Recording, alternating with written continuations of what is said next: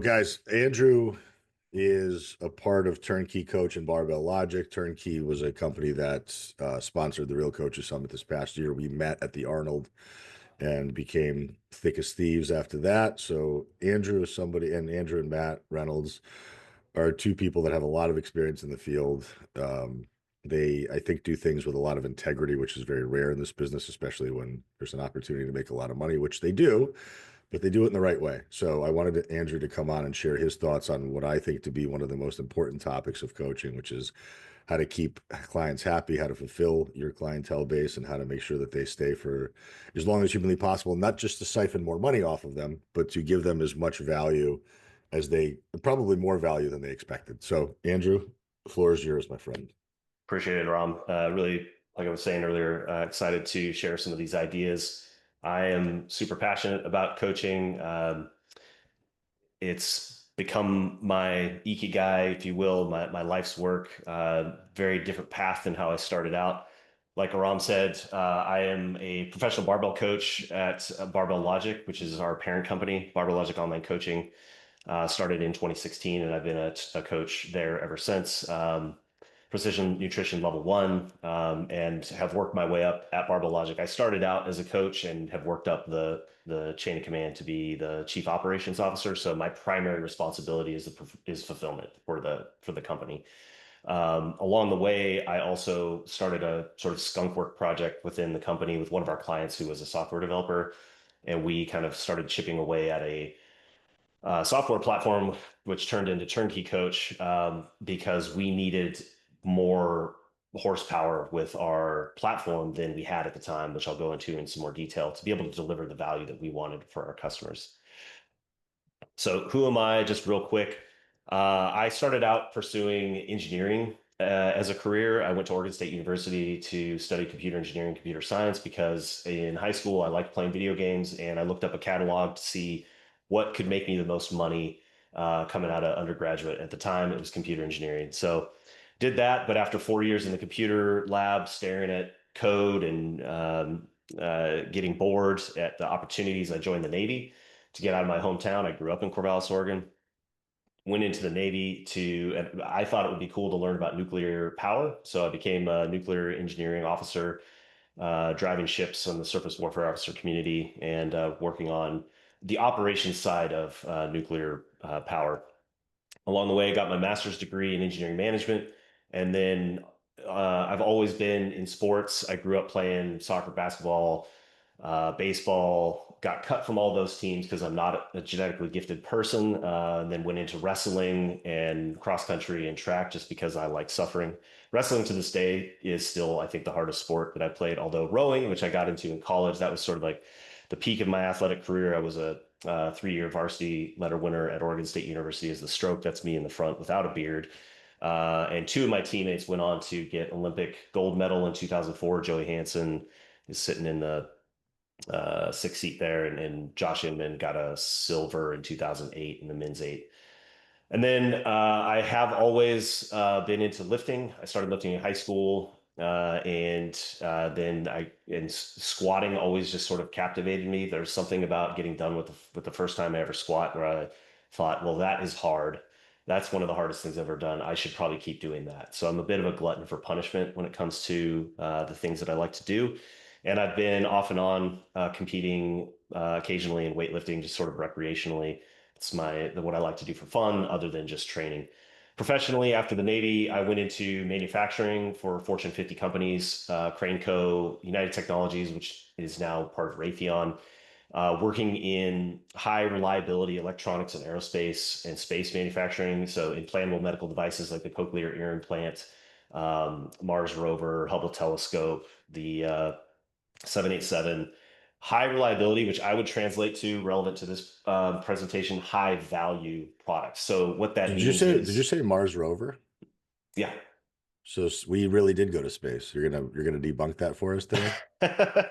we in fact have sent unmanned vehicles to Mars. Yes, Okay, so that's my the footprints are still not real though. Okay, got it. So not let's on move on. Mars. We haven't set foot on Mars, but uh, so what that really meant from an operations perspective is that I was my job was essentially to deliver high value products to customers that had very high standards because the products had to survive in mission critical environments. So that high radiation, high temperature, high vibration, or in a 2-year-old's head where you don't really want to be having to take the component out to have to fix the electronics. And at the same time, I had to reduce costs 2 to 3% every single year. So it's constant pressure to both deliver high value while reducing cost. Along the way, I got into coaching and transitioned into, or I started online coaching in 2016 with Barbell Logic. And then we started working on TurnKey Coach, as I mentioned, in 2019 and converted the company over for Barbell Logic to TurnKey Coach in 2021, started offering it publicly in 2023. So that's me. The receipts. So why do I have an opinion on this stuff? It's not just because I looked on stuff online. It's because I've been thinking about this every single day for almost a decade. I personally have 40, 50 clients on average. They pay anywhere from $185 to $450 a month, depending on their service level. I currently am only coaching 4.5 hours a week. That's just my like part-time job. I at some point in the day usually do two chunks of 15 to 30 minutes of work on coaching. The rest of my job is COO for Barbell Logic and product manager, chief product officer, whatever you want to call it for TurnKey Coach. My average client lifetime is about 4 years, and I have 10 clients with over 1,000 workouts. On average, that's about 6 to 7 years to get to 1,000 workouts, depending on somebody's workout frequency. And my churn is about 1.3%. So if Barbell Logic gives me a couple of clients a year, I'm good. I'm maintaining my client roster, and that's what I want to do. Our mission is to help the world be a stronger place by helping people experience strength. And we want to coach as many people as possible. But I personally am kind of capping my load somewhere in that 40 to 50 range.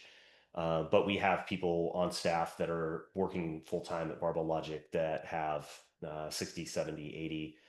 We have coaches within TurnKey Coach that are working with 100 clients personally. That seems to sort of be kind of where people start hiring other coaches is when they get to that sort of 80 to 100 client level. You And sure that's about where, that? say again? You sure about Well, you that? have definitely taken it to another level, that's for sure. That just tends to be where we start seeing people say, you know what, I think I would like to get some help around here. You're But not wrong. um, or it starts looking a little bit more like a template based fulfillment solution. So it depends. A lot of it depends on your model. I mean, I talked to John Wellborn. He's coaching. He's basically spitting out a template a week for hundreds, I think 800 people as well. But Oh, he's not really coaching the individual. He's just delivering templates, and that works for him. So this, I'm going to just share our business model. Obviously, you have a lot of flexibility here, but what's really critical to me is I'm just not trying to make a sales pitch for TurnKey Coach. I want you guys to be able to leave with some principles that you can apply to any business model or fulfillment model that you want. It's just I can't talk about how we do it without talking about TurnKey Coach because that's the vehicle. Barbell Logic overall has about 800 clients, 55 coaches. Our net promoter score is 74.5. We have on-time delivery for us, which is for most of our feedback, it's 24 to 48 hours. And we have a 99.8% on-time delivery. That's something I'm held responsible as chief operating officer. Our clients have an 82.2% client consistency, and that's assigned exercise on time, not just completed workout. We track at the exercise level. So if somebody completes 3 out of 4 exercises, we consider that missed consistency. Not because it's good or bad. It's not a value judgment thing. It's just that we see that as part of our fulfillment in setting expectations and meeting expectations. And if we see clients and coaches that have a huge number of missed exercise assignments, then there's probably something going on where the program might not be a great fit, or it could be a better fit. And then overall, company wide, it's 3.48% churn. We think that's a critical metric, and it's something we've been talking a lot more about as a company because as an industry, there's a lot of emphasis on client acquisition, but there's really 3 levers that you can pull to improve your growth ceiling. Client acquisition, obviously, get more clients, client retention, and client or revenue expansion per a client. So how much money are you getting over the lifetime of a client? So lever one, we talk a lot about, I think, as an industry. Lever two, we don't talk about quite as much, which is that, if the industry standard is 6% churn, which, that's gym industry usually. I don't actually have the exact numbers on online coaching. I wouldn't be surprised if it's worse because it's I hard. think it's way hard, way higher than that. The fulfillment is harder with online coaching because you don't have the uh, natural ability to do some of the things I'm going to talk about in this presentation with online coaching that you do in person when you're standing next to somebody and you can build that relationship. Because we believe, especially in the AI era, that the human relationship is going to be the differentiator in a coach client product or service, wherein you can go on ChatGPT and you can get pretty damn good programs now. You can get pretty damn good advice on nutrition, but you can't have a human relationship with ChatGPT. Yeah, maybe. I mean, some people do. I don't know. I just saw, I just saw on Instagram this guy breaking down because his AI agent cut him off when he proposed to the AI, and he started crying. Wait, he It's proposed to He proposed to his AI girlfriend, and that like jokingly or for no, real? for real. And this dude like broke down crying in this interview. Anyways, so yeah, we're doubling down on the human connection, even though obviously we're a software platform. We're enabling human connection.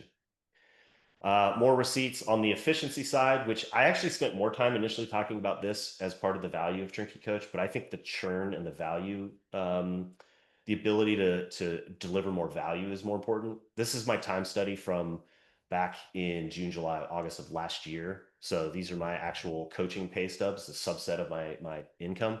And these are the hours that I worked. So I'm getting over $300 an hour. I use Google Insights on my calendar and time blocking to keep track of how many hours I'm working. So from a productivity standpoint, this might be another reason that you might value what I'm saying. $300 an hour, pretty damn good rate for a strength coach. And that's Andrew, total time.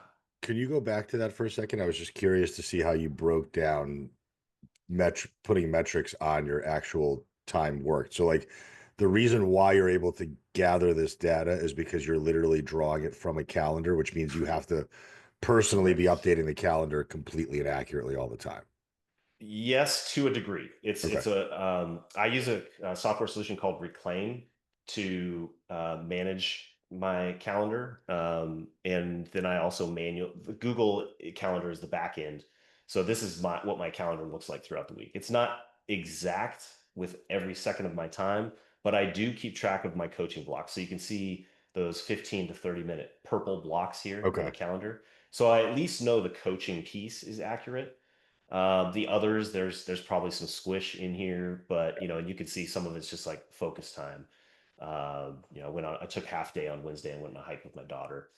Like Um, I was gonna say it's hard to measure things like if I'm doing a form check review that comes in via text at 7 in the morning while I'm cooking breakfast, and I get back to that person in 5 minutes, sure, right? Or sure, the text message that I receive about, hey, I'm going away for the weekend and what should I pack with me in my cooler?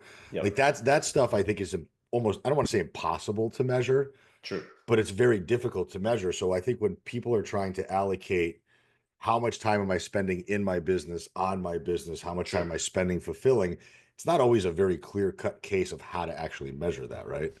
I would agree, and I would say it's sort of like macro tracking. Are your macros 100% accurate? No, Hell no. fuck no.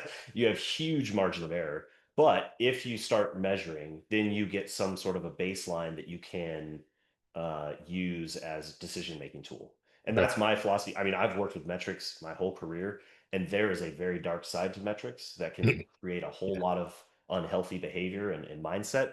But I think they can be very powerful as a decision-making tool for action. And so I don't sweat. I don't try to keep track of every single second of detail. So if a client texts me, or if yeah, you're just responding to a DM, I'm not going down and starting a stopwatch, but I'm thinking about my general time allocation throughout the week, and most importantly, that time blocking tool. It's a theory, or it's a tool that I brought from lean manufacturing. They call it the hijunka board from the Toyota production system, but it's really gives you a tool for planning your week and adjusting, most importantly, adjusting as things come up, just like with macros. If I go over a little bit today, maybe I'm going to pull back a little bit tomorrow, Yep. that kind of stuff, or next week.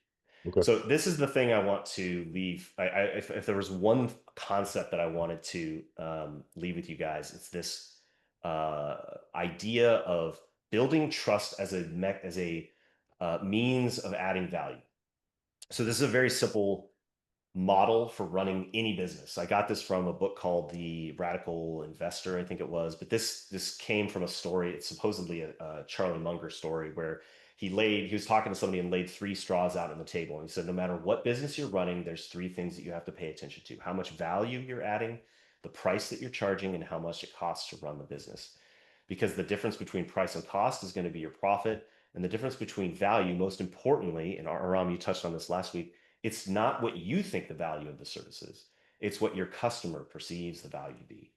And the difference between value and how much you charge, perceived value and how much you charge, is going to be what some people call brand, some people call goodwill, literally on the P&L, or what I've come to think of it as trust. And I'll go into more detail on that. But our job as business owners, which we essentially are as coaches, is to constantly increase value over time, or to invest more in value so that you can either increase your price, decrease your churn, or increase your profit, and to at the same time constantly reduce your cost so that you're increasing your price. Now, you can't just, the reason I like this model is you can't just do one or the other.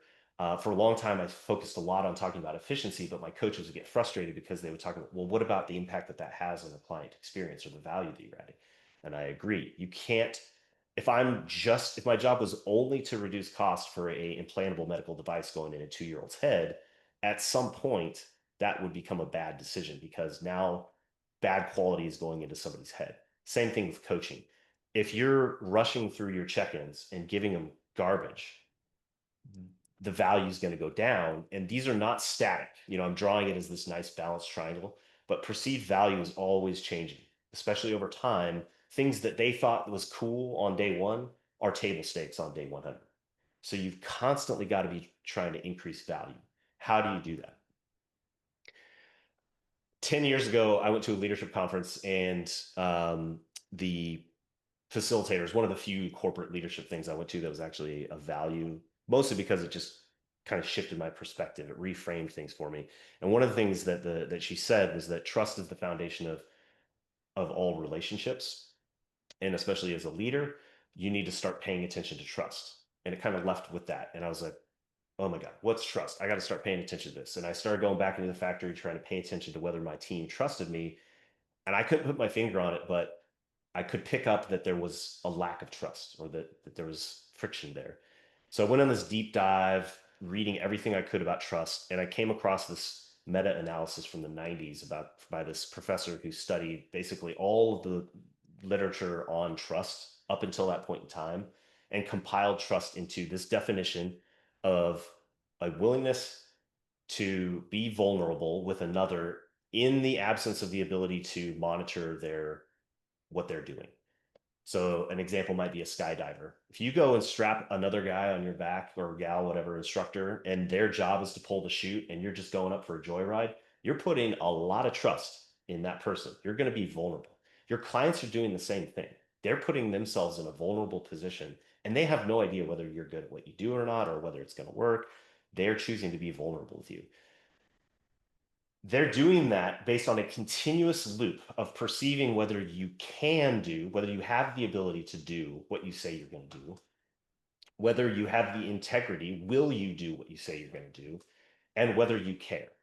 And this is a constant choice that they're having to make. Every interaction, are you delivering on these things? And do they continue to perceive that you have sufficient ability, integrity, and benevolence to choose to be vulnerable again?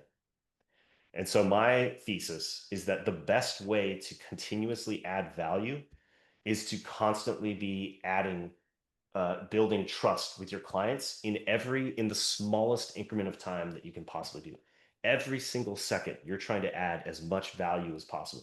You're trying to create the highest value density service and customer experience that you can possibly create. And the way that we do that at Barbell Logic is through technical feedback in their form and their programming, accountability and professionalism, and support and accountability in the relationship. Initially, my theory is perceived ability and integrity are the things that get somebody to sign up with you. And you listen to like Mike Milner's content, for example, he talks about building trust and nurturing the relationship through the sales funnel. You're already starting the trust building equation before they even sign up with you. Once they sign up with you, my theory is the benevolence piece is what maintains the relationship. On day 100, 200, 300, you've given them the squat coaching, you've given them the programming, you've told them all the things you know. Like they could be a coach, you even said, Aram, but they continue to work with you because, like you said, we're at the point now after 6, 7 years, we would visit each other and, stay at each other's houses. We know each other's stuff. Like the check-ins are almost more like shooting the shit than they are technical feedback and specific programming. Yeah, I think there's some people that value outsourcing their program, and there's definitely merit to that. Like some people just don't want to have to think about it. They just tell me what to do. I keep having this one client he's like at 1,500 workouts, and I keep trying to nudge him along. Like, what do you think we should try next month? Is there something you want to do different? He's like, man, I pay you to tell me what to do. Just give me the damn program. I'm like, fair enough. Can That's our I relationship. can I interject for a second just because Yeah, I think yeah. it's an important point to make. So like what Andrew's talking about, I think a lot of business coaches will tell you not to do. They'll tell you not to form relationships with your clients. They'll tell you to keep it very professional, very cut and dry, very almost robotic and mechanical because you don't want to get too personal and intimate with people. I find that to be bullshit. I really do. I'm going to err on the side of and support Andrew here because I think without that type of personal relationship, we are no better than AI. Now, I'm not saying you have to understand Mrs. Jones's, dysfunctional relationship with Mr. Jones, or you have to get to the depth of why their trauma is Totally. making them overeat. But if you don't understand how many kids they have, what types of activities they like, if you don't understand those baseline level things that make them human, then all you're doing is you're assigning a prescription to somebody who at some point doesn't give a shit to stick to it and they're not going to. And the only reason why they would even stay is because they enjoy your company. Like my personal training career was predicated not on results, but it was predicated on relationships. I Yes. was I was just consistent. I was always early, never on time, always early. Integrity. So that's the integrity part. Yeah. And I provided something that they didn't get elsewhere, which was a relationship with somebody who was able to listen to them, communicate with them, and be able to banter with them. And that was enough to keep them engaged for 60 minutes at a time, 3 times a week. And that was what I built my business on. And I think a lot of times, like, there's protocol pushers in this industry who are just going to give you stuff to do. And then they're never going to ask you about how your day is going. How are your parents? How are your kids in their sports? And every once in a while, I mean, it doesn't have to be every single day or every single week, but every once in a while, make notes about your clients, what their interests are, what they like. If they're a movie buff and you see a new movie coming out, hey, did you see this is coming out? Or if they're a foodie Absolutely. and you hear about a restaurant that's opening up in their town, tell them about it. Like that's the kind of shit that keeps them staying because we've already determined that 20 to 30% of these people are going to get results and 60 to 70 are probably not. So they're not staying for results, they're staying for the That's right. experience. I could not agree more. And I think that's perfectly said. For the math geeks in your head or out there in your head, you might recognize that this starts to look like an integral and you're trying to maximize trust in the smallest increment of time cumulatively. And what I love about this model too is that I used to think of trust as a binary. Somebody trusts me or they don't trust me. Trust is something that fluctuates over time, and you can either be building trust, cashing in on trust, or eroding trust. And think of those things intentionally and carefully. So I'll give you a real small concrete example. If I'm, and Aram, you just hit it on the head. If I'm late to a meeting, I used to have this like intuitive, ooh, that didn't feel good, but I would just like feel bad and then I would move on with my day and nothing of value would come from that. Now, if I'm late to a meeting, I think, okay, I just eroded some trust on some level. You guys might not think it matters, but on some level, there's some incremental erosion of trust. I now need to go deposit, this is from the John Gottman theory, 7-to-1 ratio of positive trust building experiences to one negative trust building experience. So that's how I think about it. Like, okay, shit, I was just late to that meeting. I now need to make sure I'm on time or early for the next 7 meetings to kind of sort of like cancel out that little erosion of trust. Small example, but you could apply that to all level of things. The one thing I will say is of these three, I have experienced violated if integrity is violated, that is the one that's fastest to lose a client. Like if somebody perceives a big integrity violation, they're gone, and people will pull the cord really fast. If you make a mistake on the program, or maybe you have a bad day, say something kind of shitty in your feedback, like that will sort of like roll with the punches, and you can sort of, again, that 7-to-1 ratio. But integrity is a tough one that you got to be really careful with. I think that's the table stakes ones from day one to day 1,500. Like, don't sleep on integrity. And interesting other note on integrity, it's not just being doing what you say and saying what you're going to do, but it's consistency. And I struggled with this one personally, because I'd come in some days, I'd come into the factory because we started at like 5 in the morning. I'd be so jacked up on coffee and, hey, what's going up, guys? And I thought that was like a positive thing, but it would turn people off, because other days I'd come in and I'd be like super pissed. We missed a metric, we missed a delivery, and it was inconsistent, which is another version of lack of integrity. So you need to be consistent with yourself, which is the thing. I woke up at 2 in the morning when I realized that my team didn't trust me. I didn't trust myself. And the best thing you can do to start practicing this process is to build trust with yourself. Demonstrate ability, integrity, and benevolence towards yourself, and then build out towards the others around you. Because if you don't have trust, and if you don't have those things with yourself, people will smell it. They may not know it, but on some level, whatever you want to call it, woo woo energy, intuition, chakras, whatever, like people will sense it. So focus on yourself first and build out from there. Okay, so translating that into more practical, how do you actually build an operations system from that? These are 5 principles from lean manufacturing for any operations process. These are the tools that I would use in building electronics, aerospace components, whatever. And it's the same thing that I apply for my coaching practice. First off, like I said, define value from your customer's perspective. That's your ideal customer profile, your ICP, or your avatar. Defining your avatar is not just saying, I want to coach rich people that want to pay me $800.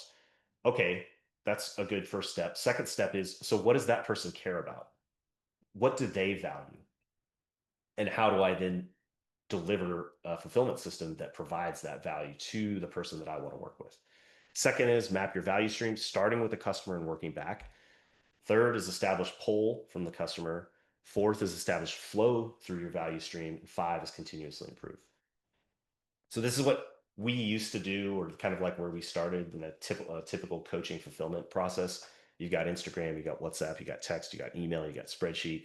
Feedback's coming in from one or the others, all three, and it's going back to the customer with the same. You have queues of inventory at different places, and your production time. For us, maybe it takes 90 days to get through the whole cycle of all of these different types of feedback, and you're spending an hour on this fulfillment process. Our goal is to create a very smooth and continuous flow of the fulfillment lifecycle, starting with the customer. That's completed workouts, messages, and calendar notes, like Aram said. Keep track of these little details, feed it into TurnKey Coach. Me as a coach, I get needs review message in a organized fashion, messaging from my client, programming reminders if I haven't given them a program, or if they've missed a workout, because that's an opportunity to demonstrate benevolence. So I also react to that.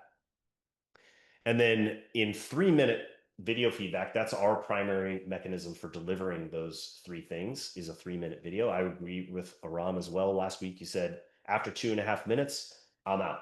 And that is not just Aram's opinion or my opinion on what's worked. It's actually, if you go and watch like the most common YouTube watched video for medium form content is about 3 to 5 minutes. So I also agree, and personally aim for my feedback videos to be in that 2 to 3 minute range. On the short end, they're like a minute or less. On the long end, some days, if I'm really trying to pour into something, maybe it gets up to 8 minutes, but on average, 2 to 3 minutes. And then our promise to our customers is 24-hour feedback during the week, 48-hour feedback during the weekend. And we also have the ability to manage the boundaries, whether it's 1 check-in per week or up to 7. You can customize that based on your business model. This is what establishing flow looks like. So I go to my Connect page. I have all of the notifications. Each one of these opens up into some sort of more detailed check-in, where I provide the video feedback. And then step five, pursue perfection. This is from Ray Dalio's book, Principles. Highly recommend if you haven't read it.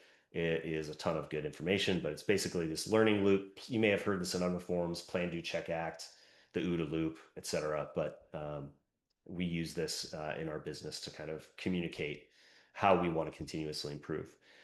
So just some more examples on technical feedback. So this is Jason McMahon. He's a little under 500 workouts. And for whatever reason, on this particular bench press, so we have our clients submit their heaviest work set of each exercise that we perform. I don't always review all of them, but typically I'll at least touch base with one video for each exercise. And I just noticed on this workout, his wrist was wobbling as he came off his chest. Again, I've been working with this guy for a long time, but some kind of form creep happened.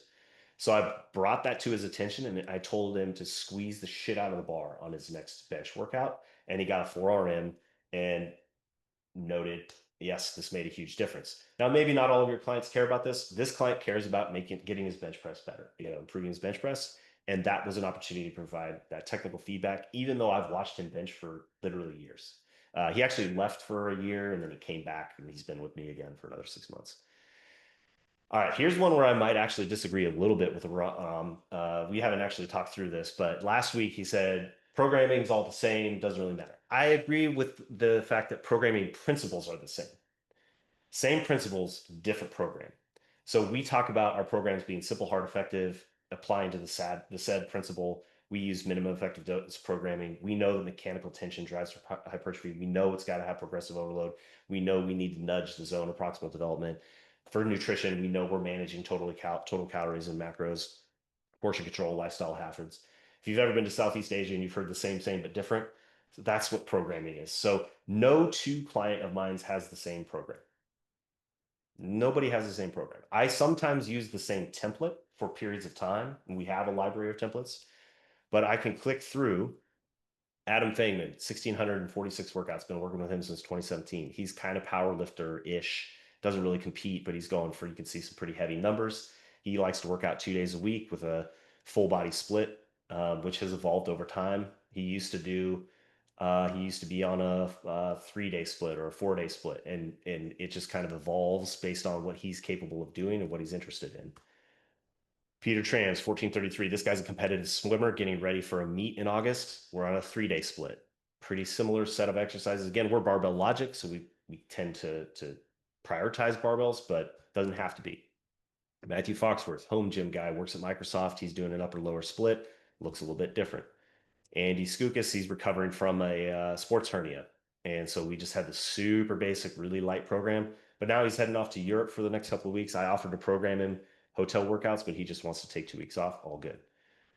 Bobby Pierce, busy working dad. We're lucky if we get 1 or 2 workouts in a week.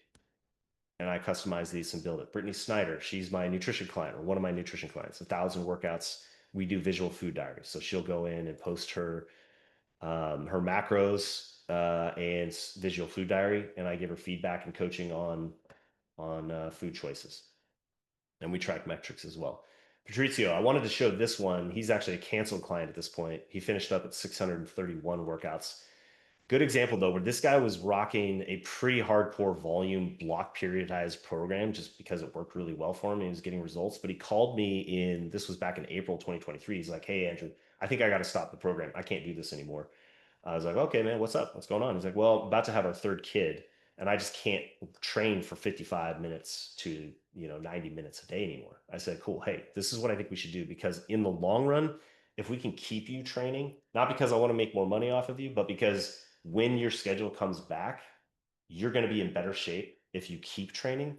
So we went from a volume block periodized program to what we call the newborn one a day program.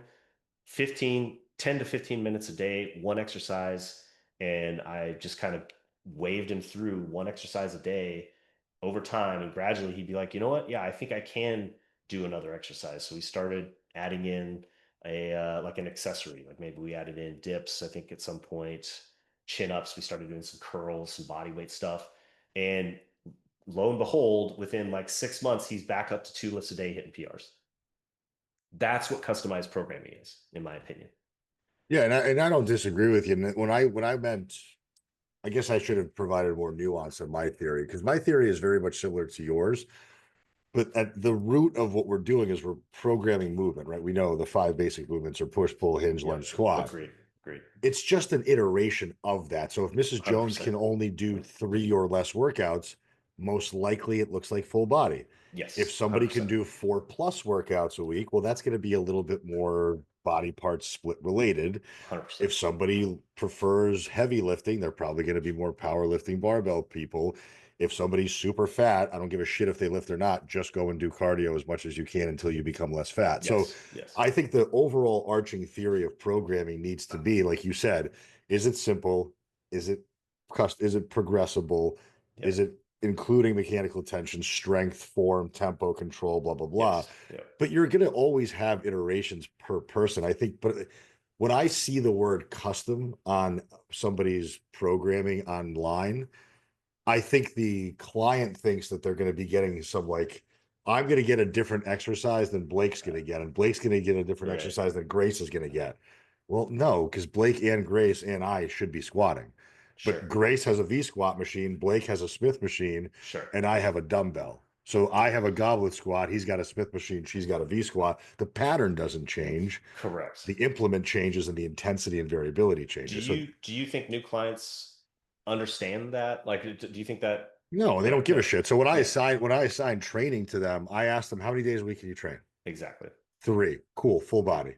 Yes. That's it. Like that's as far Yes. as they need to know. Now, 100%. 100%. in the next 6 months on my Wednesday Zoom calls, I'm going to explain the shit out of why that works or it 100%. doesn't work. Yes. And then I'm going to teach them nuance. Like last night, I sent an email to everybody teaching them about what compound lifts are versus what single joint lifts are. What does Yes. tempo control mean and why is it important? What mechanical tension is.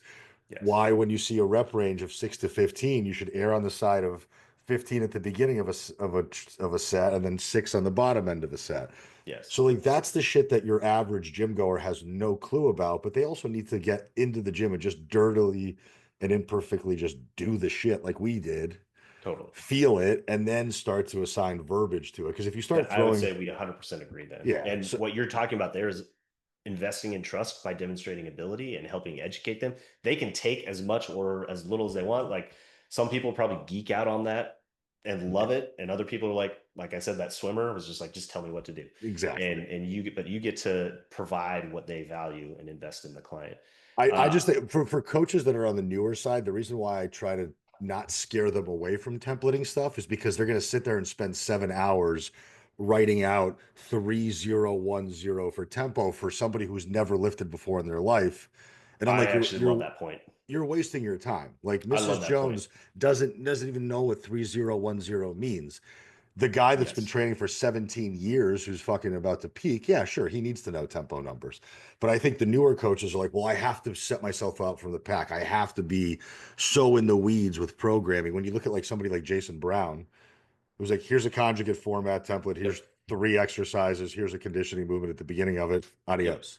I think I love that point because as I have been working with more and more coaches, I notice like the programming is insane in some cases, and Oh, they feel like demonstrating ability means that the program needs to be insanely long with yep. an insane amount of detail. This is where it's an opportunity to think about it again from a customer perspective. Do they want to open up 5 pages of programming documentation and have to spend 30 minutes But trying to figure out what to do? I saw Mark, I don't know if you guys know who Mark Carroll is, but somebody sent me his program over. It was 17 pages long. Right. Yeah. And I'm like, holy fuck, who like after the Well, third page, I'm like, I could just open up Brad Schoenfeld's book and start reading. right. Like, no, Yeah. none of our So clients need that. I would say then we are 100% aligned. And Yeah. this really just becomes a demonstration of exactly that. These are people that are 1,000 clients on average, and it's no more than 2 or 3 exercises, maybe some conditioning. I have a guy that likes to do kettlebells. Somebody likes to do the bike. Somebody likes to push the prowler, but it's typically, depending on how much time they have, I try to keep it around an hour Yep. for the average Joe. The more competitive person might be closer to 90 minutes if they're on a 3 day or a 4 day split. It's typically 2 to 3 barbell exercises with maybe a warm up or some sort of conditioning at the end. And if they have time, then we can do some more accessories with dumbbell, body weight, machines, or if that's their preference, obviously you can customize it to be machines. The one thing I would say from an online coaching perspective that I want to highlight that's really huge opportunity to add value in programming is travel. And this is where I actually use templates a lot. I would say probably the most common template I use is the hotel workout.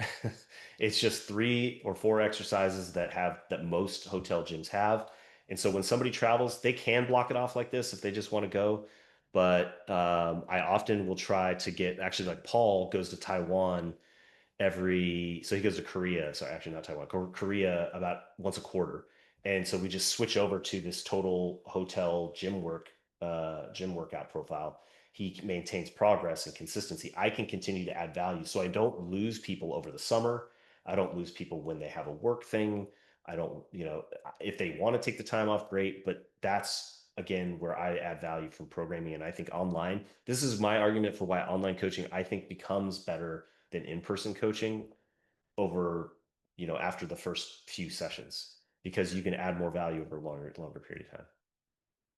All right. So accountability and support. This is just an example of where I think you can add value. This is from left to right, an interaction that I had, and it also shows different ways that I add value. I actually got this from Anthony Deal, that there's different levels of emotional intelligence that you need to be able to demonstrate. And he uses TurnKey Coach to do text feedback for really low EQ type stuff. Voicemail when you need the next level, or voice memos, because then they'll hear your voice. And then video feedback is kind of like the gold standard when they can see your face, they can hear your voice, they can see your body language. So you can pick and choose the amount of value that you want to add. And in this instance, Marcus made a comment on Wednesday where he's just like, there's a lot of emotional weight on the bar. Now, I didn't ask him what his childhood trauma was in this response. I just said in my video feedback, I said, "Hey man, we've been working really hard. You've been crushing it for like 6 straight weeks. You hit your kettlebell snatch test PR. Let's back." I was thinking that you might need a little back off at the end of the week. Let's go do that." And then he comes back with this all bold, "Thanks, dude. I think that's just what I needed to hear." And I give him the GIF nod. And then the next workout, he says, "I'm about to get that cold feeling." And I sent him a little voice memo saying, "Dude, don't sweat it. This is the time when you focus on pushing the minimums. You don't have to hit a PR every time, just push the minimums." And then Friday on his deload, he hits a football bench PR. This session felt like good medicine. Left my own devices. I would have pushed for a higher weight and suffered. So this is where you get to demonstrate ability and benevolence. You anticipate because you have more experience what your client needs, and we can modify the program in real time to make sure that they progress. Most importantly, I want to highlight his consistency, 100% consistency week, month, and quarter. And to me, that's the leading indicator for churn. If I start seeing this number go down, like if this was 100, 90, 60, that's a churn risk. So we pay attention to consistency because that is what we think is a leading indicator.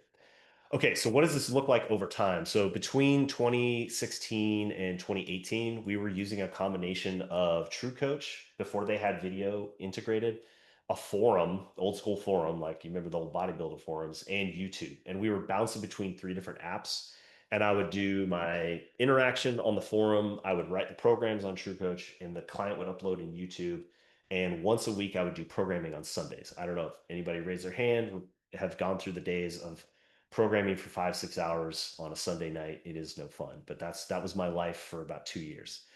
TrueCoach eventually got videos integrated, so we started, and that was all text only feedback, by the way.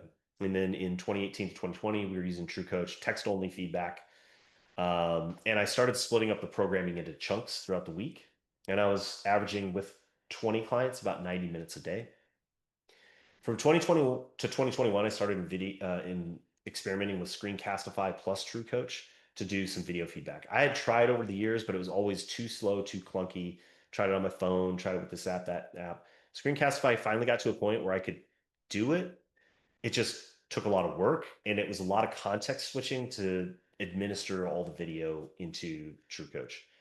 And I was still working probably an hour to an hour and a half a day for 20 to 30 clients. We launched TurnKey Coach in 2021 with integrated screen recording.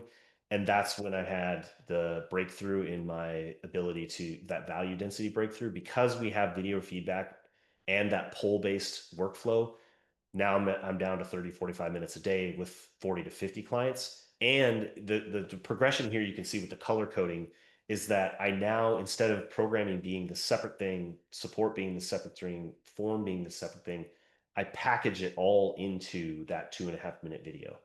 So I'm giving them technical feedback. I'm talking to them about their program. Because I can remember when I was back in these days, we would constantly get feedback from our clients. I wish I knew why my coach made the change they did with their program. And I'd be like, there's no freaking way. I've been working for 6 hours just trying to get this thing on the page for the next week. And you might not even do it. And now you want me to take a break and explain to you and type it all out? Hell no, I'm not doing that. Now, that's actually half of what I talk about on the video. Hey man, or it's either BSing about what's happening in the background, some funny thing in the gym, or whatever thing that happened over the weekend. And here's what we're doing with the program. Unless it's a new lifter, or unless I catch some little technical, fluke, I've been watching somebody squat for 1,000, days or workouts. I'm not giving them some mind blowing cue. I'm mostly watching for bar speed at that point. Like, are they getting appropriate mechanical tension and stimulus from this session? Do I need to add more stress? Do I need to pull back? Are they pushing hard enough? Are they starting to wear out? That's what I'm looking for more than giving them the magic cue that's going to change their world. What that looks like over time, and this is a really simple 3 exercise workout, I have found that standard feedback is going to be the number of exercises plus one times the average video length. A set takes about 45 seconds, on average. Yeah, if you give them a set of 15, I am not watching all 15 reps. I will start the first few, and then I usually jump to the last four. I watch for form for the first few reps, and then I watch for did the machine slow down? Did the reps slow down? Are we starting to see that they actually got close to failure? That's what I'm looking for towards the end. But in general, during each of these exercises, I'm kind of layering in support, form, and programming, support, form, and programming, support, form, and programming, and it works out to about 2.5 minutes. This is a distribution graph of the duration of videos. On the long end, maybe it's 8 minutes. On the short end, it's about a minute. So again, I would just, no matter what your fulfillment, I know we just spent a lot of time talking about TurnKey Coach. I don't want to make this a sales pitch. I think this is the model. If you could take this back to your business and your coaching fulfillment system and think about what your customers perceive as value, where your price point is, and remember that that value is going to change over time. And you need to either reduce your price, like Aram has a brilliant strategy. We're going to lock in for 3 months at this price point, and then he knows the perceived value is going to drop down. So we go into the maintenance price point where somebody's going to stay forever at 199. We do basically the same thing. Like, if somebody wants the Cadillac 7 days a week, 100% feedback, you can stay on that as long as you want.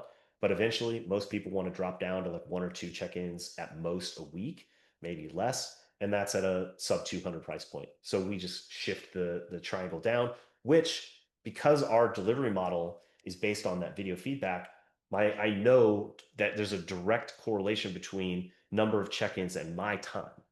So I don't have to worry about, oh, I just dropped the price, but I'm still working the same amount.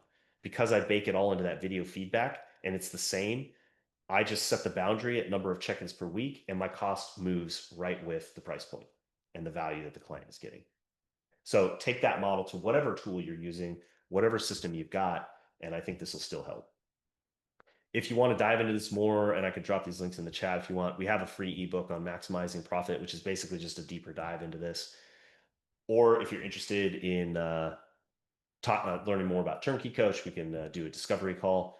Again, I'm not out here to try to force everybody into TurnKey Coach, but obviously I have a bias, and we love not only helping people get stronger or improve the quality of their life by experiencing strength, but it's become a passion project for me helping coaches. If you are struggling with components of this, obviously this is my baby, but every single feature in TurnKey Coach basically came at a point where I went, crap, I just screwed up, and I need something that's going to prevent me from screwing up and ensure that I deliver and build trust every single day with my client. And really, that's what it all boils down to. So thank you for this time, this opportunity, Ram. It's been fun to put this presentation together and give it. And if anybody's got any question, I'd be happy to answer those. Yeah, guys, fire away, please. Like if you guys have anything to ask Andrew as far as any of this stuff or anything in general, like he's more than welcome to we can stay for I mean I could stay for as long as you guys Yeah, I need. got So time. Or if you want to poke holes in it, I'm happy to. I don't pretend to have all the answers, but we've just spent a lot of time and energy thinking about it. I mean I'll kind of lean in with a couple of questions here because I think there's the theory of business and then there's the practical application of business. I think not all the time are they cleanly aligned, right? Like Sure. there's the standard operating procedures and all the metrics. And let's be honest, I've been doing this for 15 years and nowhere near to the level of detail or metric systems that I have as far as my business is concerned with what you guys do. But my way works for me because I Yeah. have the skill sets that I have, right? Like I have a former finance background. I worked in corporate. I'm very well organized. I manage my time well. Like I have those skill sets that maybe other newer coaches or mid-level coaches or maybe part-time coaches don't have those skill sets. So they're going to struggle on some of those issues that I won't struggle with. So when we're talking about folks that are struggling with some of these aspects, to make it less daunting for them, because I think when people see the Sure. level of organization that you have, it's like, am I doing this all wrong? Should I be doing what Andrew's doing? And I think that's where Sure. most coaches are going to go wrong, is they're going to see somebody at your level this far ahead with all these systems in place, and they're going to say, like, well, I'm here and I want to get to there as fast as possible. Right. How do you work them from being where they are, which is I have no systems, I have no metrics, and I'm not analyzing any of my business whatsoever?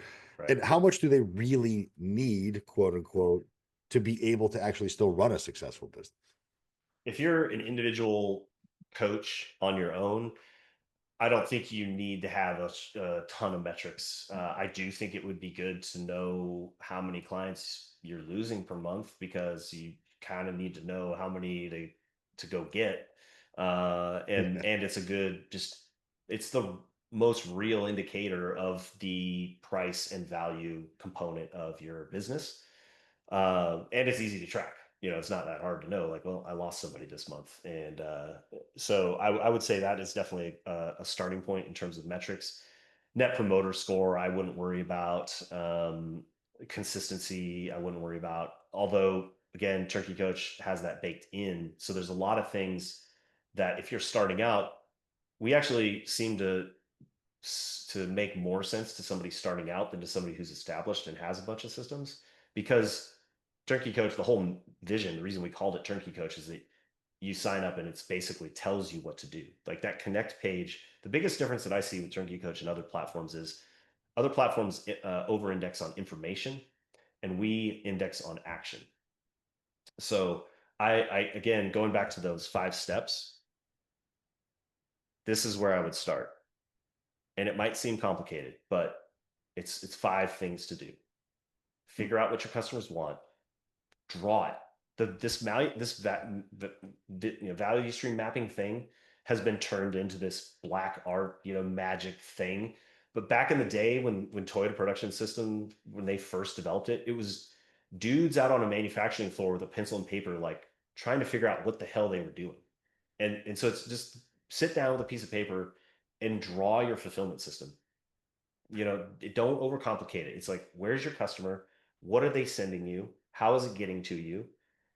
How are you managing it, organizing it? So like you have all that stuff around 15 years in your head and you've just sort of like built it up over time. And yeah, you've probably got some SOPs and things like that. I don't want to try to undermine it, but for somebody who's starting out, I think it's helpful to just sort of like draw a map. Like, what are you doing? Write your system, your fulfillment system down so that you're not reacting. I think that's one of the things I see most common is that people, especially new coaches, will err on the side of feeling like I need to deliver an insane amount of value, no matter how much time it takes, which time is our primary cost lever, right, on the cost side. And you get the martyr. I think a lot of coaches, unfortunately, kind of put themselves into a bit of a martyrdom position where it's like, I've gotta like I wake up at 2 in the morning worrying about whether my client completed their workout or not. No. That you need to have a consistent mechanism for following up with your clients, and that's part of your fulfillment system. which is why I made that missed workout notification, because I got tired of getting to Sunday back in the day, or whatever day of the week it was that I was programming, and realized that my client hadn't worked out in 4 weeks. Now, if you only have 4 or 5 clients, that's not that big of a deal. But by 40 or 50, I'm sorry, I'm not keeping track of whether you did your workout or not. But I do want to have a system for knowing, so that I have an opportunity to check in and say, hey, do you need me to, everything okay? Like, did you just get in a car wreck? Or, you never know what you're going to hear back. 9 times out of 10, it's like, oh man, sorry, either I just forgot to update it, or, work got busy.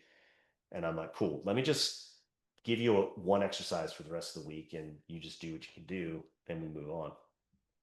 But the point there is, getting back to where should you start? I would start here to make sure you know what your customers want, and that you have a method, whatever it is, even if it's spreadsheets and text message. If it looks more like this, and that works for you, cool. Now you know what you're doing. It's not a super complicated 10-page SOP. It's a simple picture you can put on your wall and just sort of like, okay, check in on. And anytime you have that feeling, again, so going back to the trust thing, the advice I got, the coaching was, start paying attention to trust. There's these little things I've noticed with online coaching, because you don't have those sort of visceral in-person touch points. But there's something, like if you're bored of your client's program, they're probably bored. Have you ever noticed that? if if they start missing workouts that they don't normally miss, you're just sort of like, something's weird here. Like, so start paying attention to those little intuitive things that you have. Note on your system where you might have an opportunity to make an improvement, and continuously improve. Yeah, and I would say too, like being somewhat proactive and automating some touch points, I think is a really easy way to just stand in front of people, because that's eventually this relationship turns into reminding and inspiring. That's Mhm. really essentially what we end up graduating our clients into, is like there's going to be some people who don't understand what a protein is and don't understand what time under tension is. And yes, of course, we want to be able to bake that into our educational system. But at some point, like there's going to be the people that just don't care about that stuff. They're just going to want to execute and get the result. And then there's other people who really just need to be reminded of the stuff that they need to do, because they have all of these other things that are just really, really taking up their attention. They have their Mhm. kids, they have their kids' activities, they have their household, they have their social calendar, they have their job. So, like, your coaching is like seventh or eighth on the list for them, even though they've Mhm. actively reached out to you and paid you. Let's be honest, like most people, like look around, look at your families, look at your friends. Are they prioritizing nutrition and fitness? No, they're not. That's why they're out of shape. That's why they're complaining about wanting to lose weight and not doing anything about it. So you have to accept that your role is not to get people results. Your role as a Yes. coach is to keep people engaged long enough to them for them to have the potential to get results. That's it. And once you accept that, you no longer have the mental gymnastics or the melodrama of being like, I'm a failure as a coach. No. If you've Yes. delivered on your promise and you've given them the program and they understand it and they're not executing it, they're not going to get results. If you've given them the template of meals that they should be eating and the calorie counts that they should be within, and they're not following it, they're not going to get results. But if you're reminding them to do it, and if you're sending them inspirational, behavioral based emails every once in a while to nudge them in that direction, then you can lay your head down on the pillow at night knowing you've done your job and the rest is on them. There's nothing else that you can do. And you have to consistently remind your clientele base that you're not a babysitter, that you folks have agency, you are adults. And if this doesn't matter to you, then I'm happy to receive the money without you doing any work. And that's okay. Like, you're not being a dick. You're just reminding them. Like, there's plenty of people that pay for how many different streaming services that don't watch them. There's plenty of people that have so many things on auto pay that they never take advantage of. Think about your the way that I always compare coaching at some point is you're paying for health insurance and you're paying for auto insurance, but you're not crashing your car every week and you're not going to the doctor every week. But you Mhm. continue to pay the premium. So when shit does hit the fan, you can extract value from that company. That's what we are. That's all we are. Is we're an insurance policy. Once we've fulfilled our initial educational requirement to these people and taught them the basics, At that point, you're just insurance, and that's why it should be priced accordingly. And Mm, then the expectation needs to be set clearly what their responsibilities are. Like my yes. contracts have nothing to do with money or duration of our relationship. My contract with my clients in DocuSign is, are you going to do the shit you have to do? Are you going to look at these resources that I sent you? Are you going to proactively reach out to me when you need help? And do you understand that your results are predicated on your abilities to comply? Mm, And if you sign that and you say yes, then 6 months from now, when you're still 40 pounds overweight and nothing has moved, it's on you, not me. right. And that doesn't make me a bad coach or it doesn't make you a bad client. It just means that this wasn't as important to you as you thought it was. And that's all it is. Like at some point, we have to own up to the fact that most people are not going to get results because what they're paying for, and I said this on my Instagram page this morning, we are a service-based industry. We're not a product Yes. that promises a result. We are a service that will perpetuate the potential for results, and clients have to see it that way from the beginning, because if you sell them a product or if you sell them what they believe to be a product, then you've already created an unrealistic expectation for that individual, and that's the person, and then you're holding the bag for the lack of results. Mm. Put all of that responsibility on the person, then you're absolved of that specific responsibility. Now your life is easier.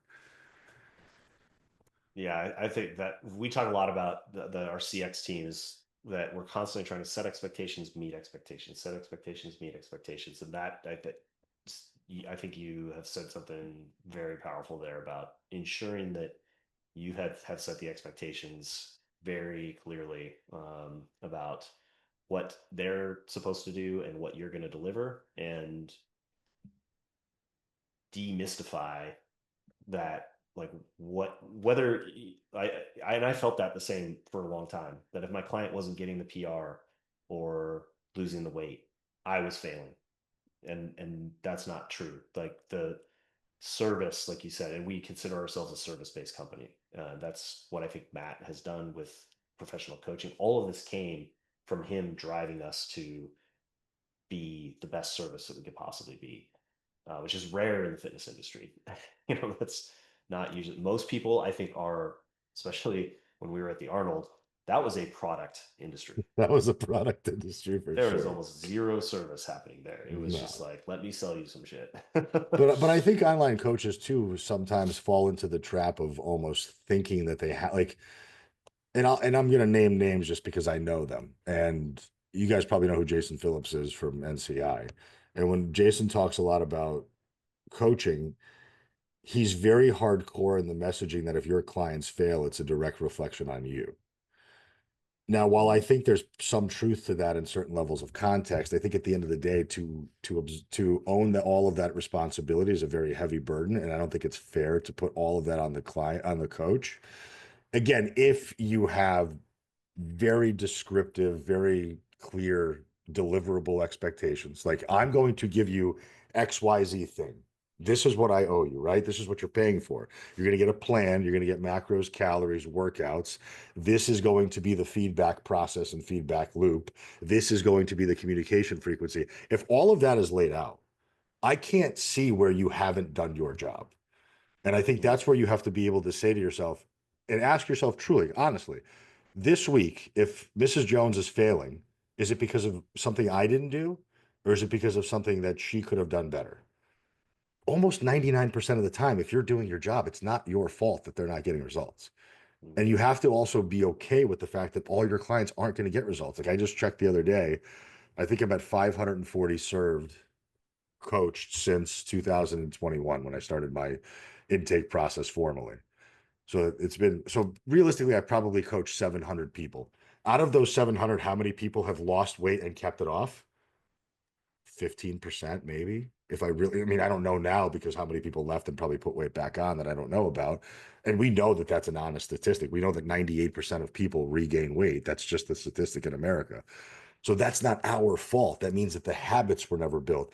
And unfortunately, I mean, you're talking about, this is why fulfillment is so important. If somebody spends 3 to 6 months with you, there's no way they're building a habit. Mm. Maybe at the 6 month mark, they're going to start to dip their toes into the idea of it being a habit, but give them one catastrophic life event and those habits are fucking gone. Let's be honest, right? Their parents are sick, their kid fucking tries to commit suicide, their dog dies, one catastrophic life event throws that entire person off for a lifetime again. That means that the habit was never built. But you give me a year with somebody, I can almost guarantee you they're going to build habits. I've definitely noticed that my perspective on coaching and what's important, what matters during that, I would call it the novice phase, that first 6 months to a year, maybe 18 months, is figuring out how to keep a client motivated and interested in completing the process long enough for them to uh, maybe change one or two behaviors, but most importantly, like buy into and understand how long the process takes. If you try to sit down and tell somebody like weight loss is going to take 6 months to a year for like meaningful habit based changes, I think that's just really too hard to comprehend. And they're still so fixated on the scale, like week to week or even day to day, that you're like working through that and almost trying to figure out how to gamify the process for the first year. And then I've seen it happen where it's like 18 months in, they're like, oh, okay, I need to be thinking about this on like a 5 to 10 year scale and like really diving into like my day-to-day habits and my relationship with food and with what my social situations are like and how to meal prep and build all these different tools and or count macros, whatever actually works for them. But that I'm curious if you've had or if anybody here has had a successful process for setting that expectation at the beginning, or do you just dive into making the process as addictive and fun and enjoyable as possible, or whatever productive, long enough for them to actually figure it out? Do you I try think to it tell them 6 months to a year, or do you just, You don't tell them at the beginning because that's scary as shit, yeah, obviously. I think you tell them once you've earned their trust right, formally inside of your relationship with them. And then I think it's the constant zooming out and giving perspective. Like today, perfect example. I had a woman started with me back in February, and she was like, "Hey, what was my weight 2 weeks ago? I don't remember." And I sent her a screenshot of all of her weigh-ins since she started. And she's like, "Oh, I gained weight." I'm like, "Yeah, from last week to this week, but look at from when you started to now." She was like, "Oh, like that's weight loss, not week over week, month over month, month over month, you're down." She's like, "Okay, I never thought of it that way." I said, yep, that's exactly why you're struggling mentally, because you think about it of a week as a week to week thing. yep, And I think the problem is your clients, guys, think that you guys are a week in and week out relationship. mm, They don't think of you guys as long term because that's your fault as a coach. You didn't tell them this is supposed to be a long term relationship. I tell all my clients, I don't give a fuck what happens week to week. I really don't. Like you put on fat tomorrow, I know you didn't. It's just water weight. You get weaker next week, you're probably tired because it's your cycle. I don't give a shit about what happens week to week, day to day. What I care about is what happens month over month. That's why I need you here for a long time. And if you mm, don't want to be here for a long time, don't sign up. But that has to be said initially before they hit pay, before that initial conversation ends about you even pitching them a coaching relationship. They have to know this is supposed to be, not saying you have to take their money for 6 months initially from the start. Like I don't do paid in fulls, but at least set the expectation that this is going to be a long-term relationship. mm, And if this doesn't, if you don't want this to be a long-term relationship, then go and get the 12-week detox tea and you'll be fine. You'll lose a bunch of weight. I promise you, you will. You're just not going to keep any of it off and you'll probably end up putting more weight on. If you want that, that's easy. That's cheap. That's $90. Go ahead, get it. I'll send you 17 referrals for that. But if you want to do this the right way, I'm committing to you. I'm putting my energy into you weekly, daily. Put your energy into me, put your money into me, and it's going to work. that was a tip that Manzi said yesterday, like to the Oh, T. really? Yeah, he was like, before you even start the disco call or like you start asking them questions, tell them at a high level who you are and what you're about. And don't sugarcoat it. Like if you're not the most, or if you're not the cheapest, and you're a more expensive option, but and this is what you do, and this is what you don't do. Are we cool? Should we move on? Yes, good. If not, cool. Have a nice day. We're not a good fit. Like don't be scared to go lean into that, but make it real clear who you are and who you're not, and then go find out more about what they want and what they're looking for. That's really cool. Super small world. I can't believe I know. you just I texted Mike yesterday and we had a couple of voice notes, but I'm going to probably end up getting on a call with him next week. dude. You need to get him. You need to get him as a client. I tried to sell him last year. It's like, you should work with us. And he's like, that's going to take a lot of emails because we were talking about cold outreach at the time. But Oh, he's like, every once in a while on his stories, he'll talk about like some diet he's doing or some workout program he's doing. But it'd be cool if you started working with him. low on the totem pole of importance for Mike. Mike was a very good lacrosse player in high school, from what I Oh, remember. really? Yeah, Interesting. but I, from the looks of it, looks like Yeah. he hasn't done any meaningful exercise in a very long time. Well, guys, I appreciate you sticking around for this long, Andrew. Thank you for this Yeah, is awesome in every right. for So sure. I can't wait to hear the feedback that people have on the recorded version of this, because I think a lot of people do end up watching the recordings of this because of the time that it's being offered. But guys, always thank you. Like this is becoming something that I look forward to every week, and I really want to make this the best possible. Call it business coaching, call it what you want, but like I want this to blow paid for products out of the water, and I think it's going to. Especially if the community keeps growing, if people keep watching this stuff, if people keep extracting value from it and implementing it into their life and getting better at this stuff. And I mean, we know who the good coaches are going to be, and who they're going to who's still going to be here 5 years from now, and I can see who they are on these calls, and I know who's not going to be here in the next year. And those are the people who are asking me not to send them emails anymore. It's so funny. I've had so many people like give me their email through DMs because of the stuff that you guys post. And then 6 weeks later, like, I'm not coming on the call. Stop emailing me. It's like, really? Is that how you deal with your clients? So when they stop checking in, you just say, hey, don't worry about it. I'll just stop paying me. Like, no, you asked to be here. Either delete the email and don't watch the recording, or go fuck yourself because you're gonna keep getting emails. Like, what's the problem? At some point, just go back and watch these. Is it going to hurt to watch these at some point? No. Like, and I hope that anybody who's on the fence who might be listening to this later, who has that type of attitude, like I just don't have the time. Cool. You now have a library of resources you can use when you feel compelled to do so. You're welcome for free. So Appreciate it, man. you guys have a great weekend, and I will see you all next week. Adios.